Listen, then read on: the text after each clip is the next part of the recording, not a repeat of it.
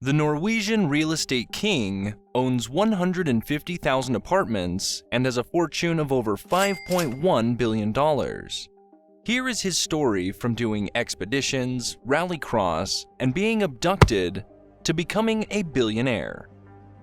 Ivar Tollefsen started his entrepreneurial career as young as 14 years old. His first company rented out DJ and event equipment for parties.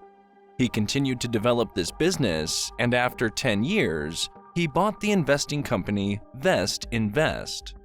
A year later, in 1986, he was abducted at Heathrow Airport. A business connection was having financial troubles and pointed the British gangster toward the Norwegian. The gangster demanded $120,000, but he was set free after a day in captivity. The reason might surprise you. His bank was closed because of a national holiday in Norway.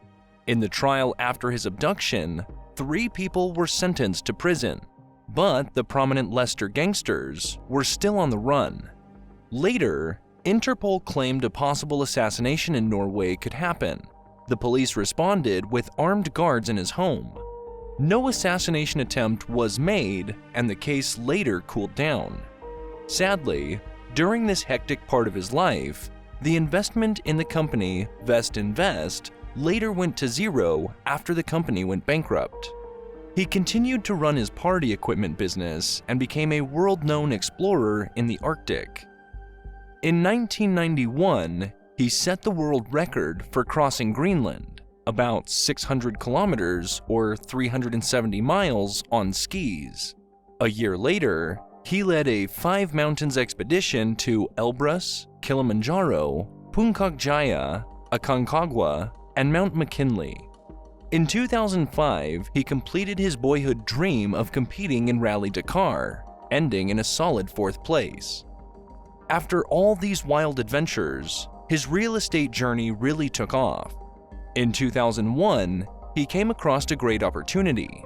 The Norwegian Capital Council was selling 1,744 hospital housing units. He went together with another bankman and purchased all of the units for $71.5 million. Rumors have it a torpedo was involved, considering the cheap price of $41,000 per unit. From his first purchase, it was only going one way, and that was up. 4 years later, he bought a Swedish real estate company with 2,128 apartments.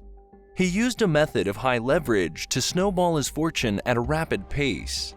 Even with today's rising interest, his fortune is up 33% in 2022. But maybe he will feel the effects soon. Today, the company operates in Germany, the Netherlands, the Czech Republic, the UK, Poland, and all the Nordic countries. In 2021, his company committed to reducing its carbon footprint to help reach the Paris Agreement. This resulted in a $650 million investment. The same year, they started a project with SOS Children Villages and invested $13 million in 50 different help projects around the world. If you enjoy these types of videos, you can subscribe down below for more content. Thanks for watching.